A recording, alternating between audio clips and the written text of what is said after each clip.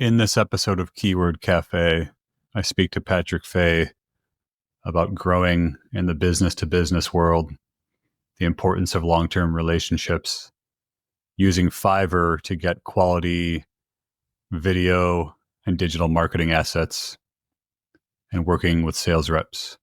Enjoy. Let's go back to the beginning then. You've been in business for, 6 years now, plus or minus? Yes. When you were just starting out, how did you get your first clients? When I was just starting out was the year 2018, and I made my first sale in November, and the customer's name was Pure Electric, and they're in the north side of Chicago, and they gave me an order for $2,000. I went to O'Hare Airport and rented a truck.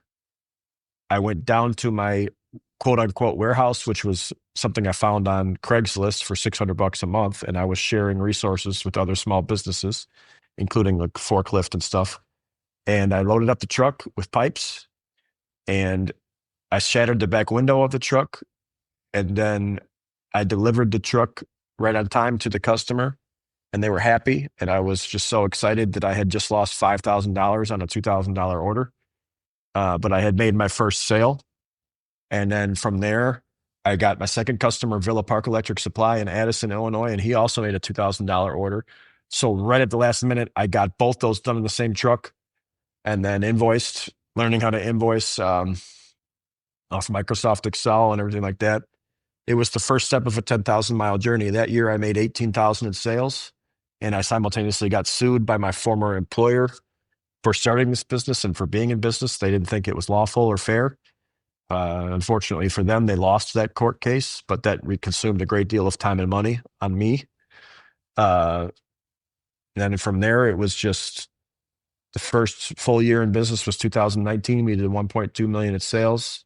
About halfway through that year is when I decided I'm going to stop driving Uber on the side and actually really believe in this business, because I was still applying for jobs on the side too. I wasn't fully confident I'd ever be able to support myself or my family with this business. So I ended up doing $1 million in sales the first year, 1.2 to be exact, actually. And then the second year was 5.4 million. The third year was 11.4 million. And that was the year we moved to our first kind of real warehouse.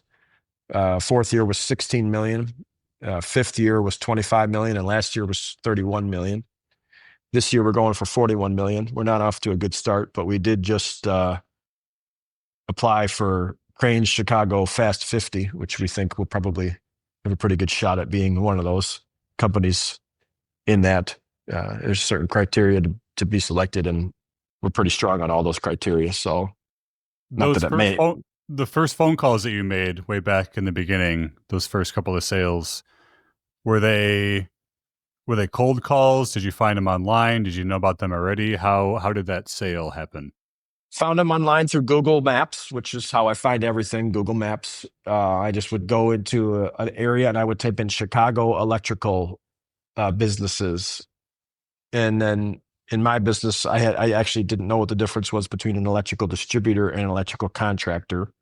I subsequently figured that out. So these customers are electrical distributors, and then they sell to contractors. They were really small businesses. The really small businesses were actually the best first initial customers. The really big businesses were the worst customers. And that was one thing I learned. It's like the reverse mindset of marketing. When I was first starting out, why don't you go try to sell to Menards? Yeah, I could have such a great opportunity to sell to Menards. Those are the worst opportunities and the biggest wastes, because those companies don't need help. And if you ever do business with them, it'll be on horrible terms for everybody but them. So the best customers turned out to be small businesses who were not, who had a need for our business, which was like high level of service and good pricing that they can't get elsewhere, because the small businesses are really shunned by the big corporations. I sell a product that goes to electrical distributors, and they use in their construction materials that electricians purchase to build buildings. So, that's what really this is all about. Did you continue to Google companies in the area and then build a CRM for yourself? Did you just like put a bunch of names Yes. into an Excel spreadsheet? Did you use HubSpot or any other kind of tools No. like that online? So you Microsoft Excel. manually, okay. Actually, I was even too cheap for Microsoft Excel. I used Google Sheets for everything. It's free. And I made my email in Google, which they had a really good email platform, and we're still on it today. And Google Sheets, and Google Sheets is pretty good platform. But on the CRM, I would literally find customers, and eventually I was rating them 1 to 10, 10 being like they're already a customer, 9 being like they're all but gonna make an order. 9 would be like, oh yeah, we're gonna make our next order from you. Don't worry. We got 8 would be like, hey, we're really interested. And I would literally cold call on them, and I would literally go visit them in person. I made a little pamphlet that I got made off Vistaprint, kind of showing what we had and comparing our pricing to our competitors, and then got our first opportunities. Thank God. Somehow the customers who bought. Then the great business about this is when you're in a B2B business to business setting, really it's not about making one sale, but about capturing that customer as a repeat customer. That same customer who was my first customer has been my customer every year since then, and he lapsed, probably done hundreds of thousands of dollars of business with us, even though he's a small person, a small business. So that's the great thing about as opposed to selling to like the public, where it's every transaction's arm's length and you never know if they're going to come back.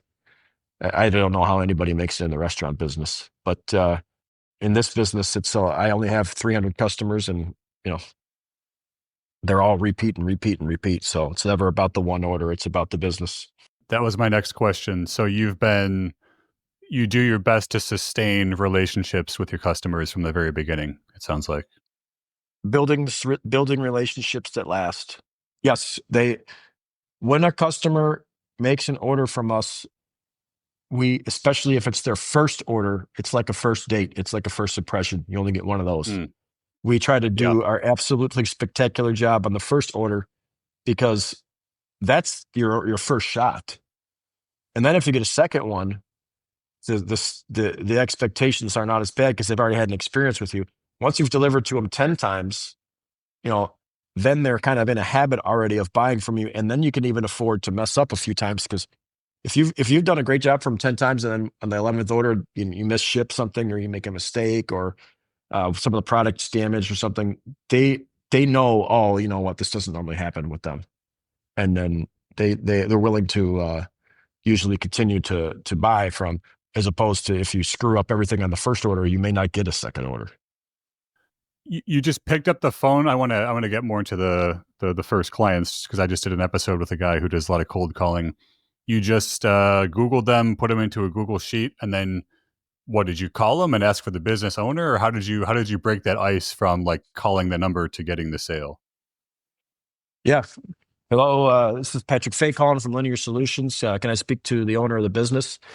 That's usually a pretty bad cold calling line, because they're like, wow, the owner of the business. Well, first of all, since you're saying that, you don't know who the owner is, which means you're trying to sell us something, and we get that all the time. What we need is people buying, not selling. We got plenty selling.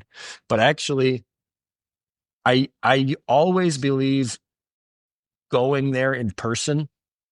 Remember, I told you I was driving Uber when I first started this custom company, because I was driving around so much.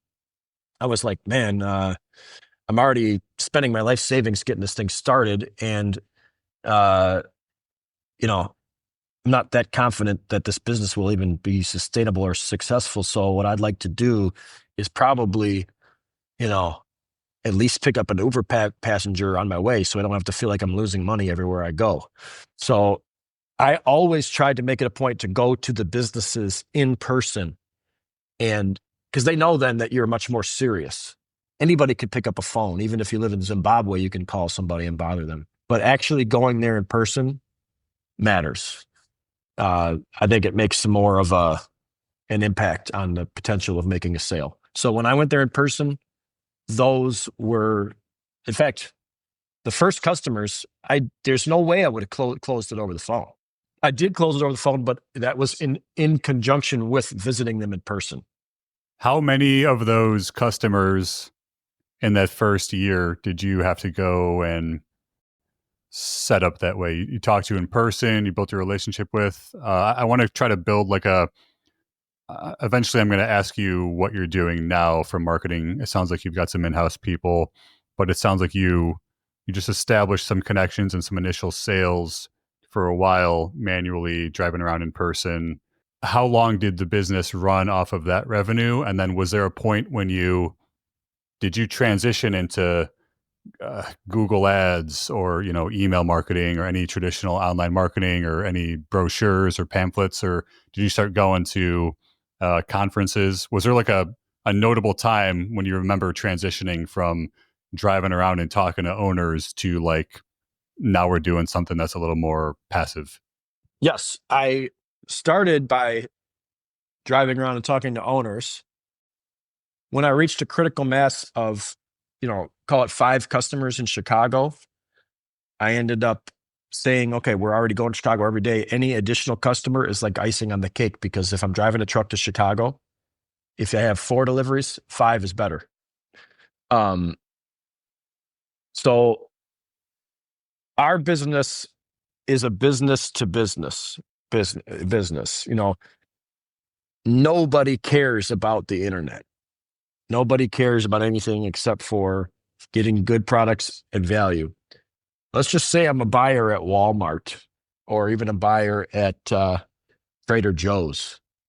I'm not going on Google to find out where to buy my next sourcing of spaghetti noodles.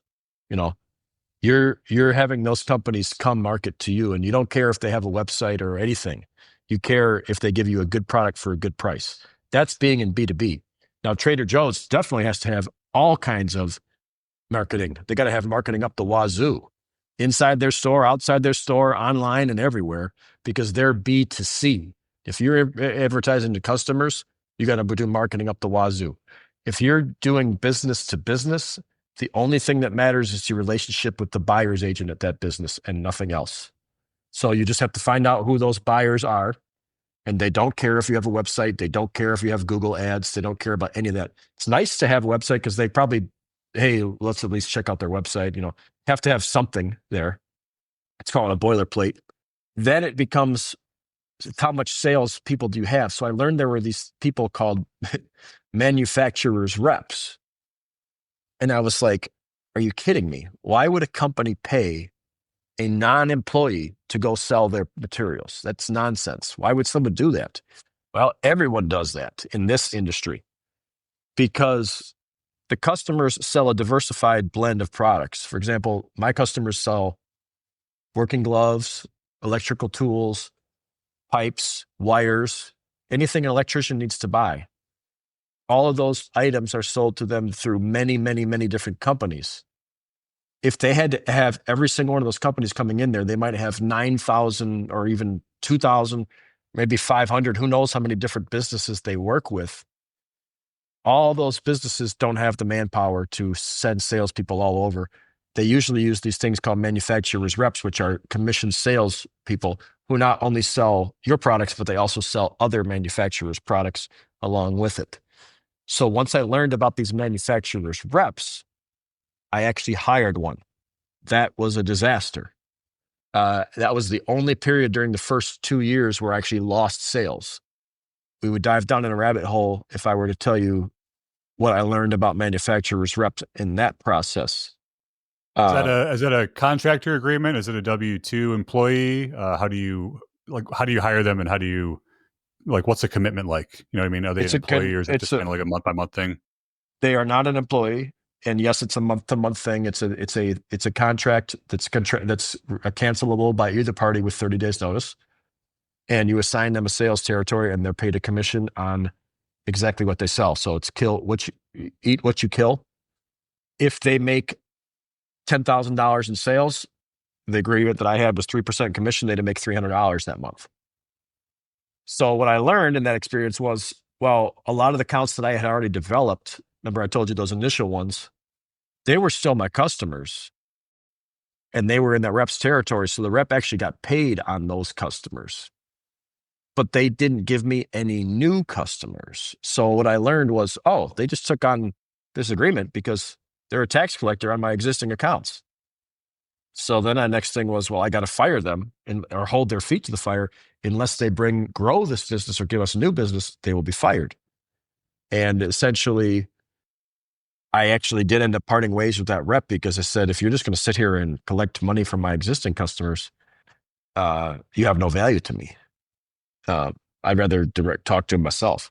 So that one didn't work out. But later on, years down the road, when we hit like 4 or 5 million in sales, we actually did hire, and we now have 11 of them, manufacturers reps in other territories such as Minnesota, North Dakota, South Dakota, Texas, any other area. I don't go there and see the customers there. They do. And it's a perfect relationship because they know those customers and they get me business from those customers, and then I pay them a commission. So that sounds like it's the transition. You went from kind of doing it yourself to discovering the manufacturer's reps. You Yes. had some ups and downs with one or two that weren't so great, but now, well, between then and now, and maybe you still have them now, you hired a little mini army of reps in the areas you wanted to sell to, and those are the ones who kind of helped drive some growth. Is that still the focus of your new client growth right now, or was that just the transition phase? Like, what do you do That now is in terms of now marketing? Do you that have is now the primary driver of. Yes. Now we have 300 customers approximately. And of the top 100, 64 out of the top 100 are still house accounts. What that means is I don't have a rep. Those are my original Chicago customers. The value of a rep is entering new territories where you have no business. For example, we did $1 million worth of business last year in a city called Bismarck, North Dakota. If you would have ever told me that would have been my number 2 account, I'd have laughed you out of the room. But I guess there's either a lack of competition out there or a tremendous amount of growth or all of the above. We hired a rep. He went out there and he opened up that account. Now, I might have been able to go out there myself and open up that account. Maybe I could have, but this rep did it, and it worked out well. From that standpoint, the reps have helped me grow into areas where I'm not currently doing business. So my focus has been hiring more reps and training existing reps and training new reps so that they can continue to bring us sales. How many total reps do you have right now? 11. When you train them, you just teach them about your product and your company. I assume they already have some skill in being a rep, right? They kind of know. They have tremendous skill and they already know all of the would-be customers on a personal level. So what they do is they go to their already existing customers who they already sell other things to, such as lighting, such as a lot of my reps are lighting reps. Other of them sell like accessory products that accompany my products. Like I sell pipe. If you're hanging pipe, you need pipe hangers. So they might have already sold pipe hangers. Now they just go to that same company. Hey, in addition to selling you the pipe hangers, I have this other company, Linear Solutions. We'd also like to sell you the pipe itself, and we give you a great deal. And then they open up the account that way. That's been a great way of entering new territories. Just hired a rep in Nebraska yesterday, and he's already on the cusp of bringing me my first order. That's great. But mostly I don't teach them about my company. I teach them about the value proposition of my company so that they know what to say to make sales. I tell them, here's your best customers, generally speaking, who usually it's the small independent businesses who tend to buy from us, but you can go after anybody you want. And here's where we compete on. We have very good prices. We have no minimums, da, da, da, da, da. Give them all the why buys, and then they usually go out and get orders. It's been working. I am not as effective as going out and talking to customers and seeing customers anymore. I'm even thinking and contemplating relinquishing my house accounts and giving them to a rep. If I hire a rep in Chicago today, that rep will immediately inherit $8 million worth of business. And I don't want that rep to just sit there on my existing customers and collect money. I would want them to bring me new business and grow the business. So that's where I'm seeing our business slightly decline in some areas. And I believe that decline is primarily driven by lack of sales activity. Out of sight, out of mind. If you don't call on your customers, most times people will keep coming back again and again as long as you take care of them. But sometimes if you never call them and you just never talk to them except for when they make orders, sometimes someone else comes knocking on their door and they might be able to take the business away from you. So we got to be careful of that too. As much as people Yeah, think that makes sense. sales is a dirty word and salesman is a dirty word, it's not. It's needed and required. Yeah, no, it is very, very needed. I think it's misunderstood. A salesman in a really most simplified and distilled definition is a problem solver. A salesperson is a problem solver. So that's a pretty straightforward plan then. So most of your employees then are just in-house, and then growth is going to come from these reps. How long did you go in the beginning without a website? Zero. I always had a website. Jack helped me build You one. had one from the beginning? It was Oh, okay, cool. basic. It was basic and it's improved over time. That's for sure. But I think I actually, no. Jack didn't even build I think my first one was literally like through like Google Sites or something, just like, or WordPress. That was something you had taught me in the past. I had just done something really basic and simple. But Jack actually is very talented. And what I have today is, I'd still say it's like a C minus in the industry. But a website is a less than 1% influencer on actually getting orders. It might be a 0%. I mean, oh yeah, we now have legitimately like a phone system. Like people call our number and it'll be like, press 1 for this person, press 2 for that person. And, you know, we have a legitimate, people in the past, people call a business and it forwards to someone's cell phone. It's like, some of this, especially the customers who are like new customers from Bismarck, North Dakota, or Seattle, Washington, or Spokane, Washington, or they're going to want to call the business and they're going to want to have a warm and fuzzy feeling inside that this is a legitimate company, not a fly by night garage sale / street hustler out here trying to take business. So as we've grown, we've had to adapt, and we have a full catalog now. So marketing, I have literally a catalog. I just paid $2,100 yesterday to get 300 catalogs. That's $7 a piece. Because guess what?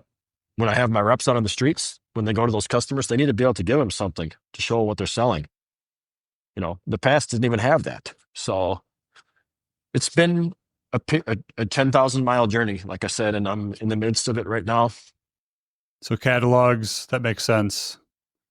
Yeah, your current website looks pretty nice. You've got a pretty decent drone footage video on there. Looks like That's kind of like a Fiverr.com. That's Fiverr.com, my friend. Fiverr.com is oh wow. awesome.